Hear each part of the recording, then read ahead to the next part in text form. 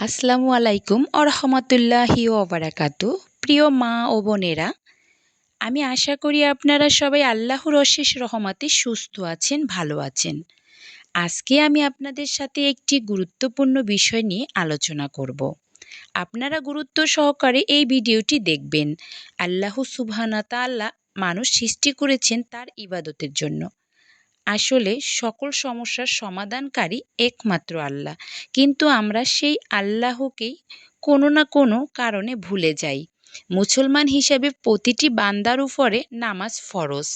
নামাজে আছে শান্তি, নামাজে আছে নাজাত, নামাজে আছে রহমাত, নামাজে আছে বরকত।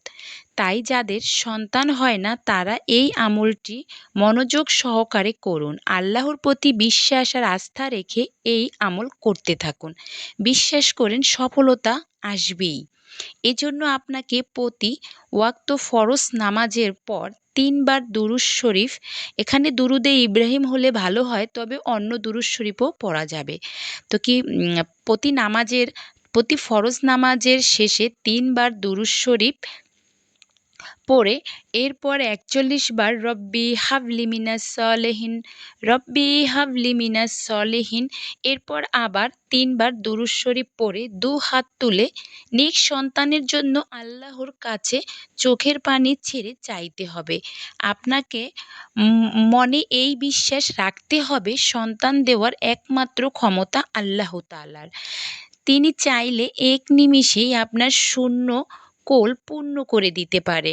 আসলে আল্লাহ দিতে কতক্ষণ, কিন্তু আমরা আল্লাহর কাছে থেকে চেয়েও নিতে পারি না।